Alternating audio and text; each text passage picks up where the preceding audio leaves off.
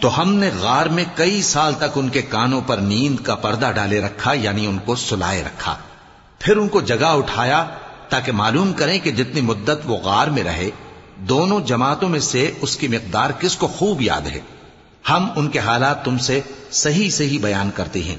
وہ کئی نوجوان تھے جو اپنے پروردگار پر ایمان لائے تھے، اور ہم نے ان کو اور زیادہ ہدایت دی تھی، اور ان کے دلوں کو مربوط یعنی مضبوط کر دیا۔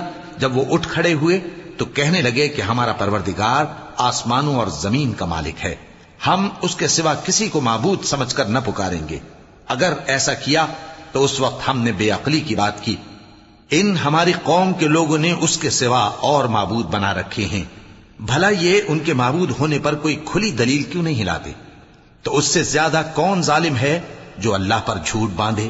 اور جب تم نے ان مشرکوں سے اور جن کی یہ اللہ کے سوا عبادت کرتے ہیں ان سے کنارہ کر لیا ہے تو غار میں چل رہو، تمہارا پروردگار تمہارے لیے اپنی رحمت وسیع کر دے گا اور تمہارے کاموں میں آسانی کے سامان مہیا کرے گا۔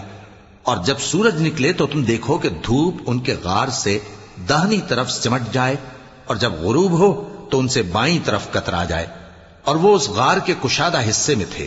یہ اللہ کی نشانیوں میں سے ہیں، جس کو اللہ ہدایت دے وہ ہدایت یاب ہے، اور جس کو گمراہ رہنے دے تو تم اس کے لیے کوئی دوست راہ بتانے والا نہ پاؤ گے۔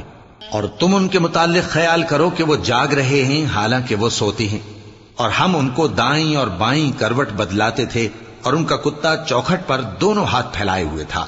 اگر تم ان کو جھانک کر دیکھتے تو پیٹ پھیر کر بھاگ جاتے اور ان سے دہشت میں آ جاتے۔ اور اسی طرح ہم نے ان کو اٹھایا تاکہ آپس میں ایک دوسرے سے دریافت کریں۔ ایک کہنے والے نے کہا کہ تم یہاں کتنی مدت رہے؟ انہوں نے کہا کہ 1 دن یا اس سے بھی کم۔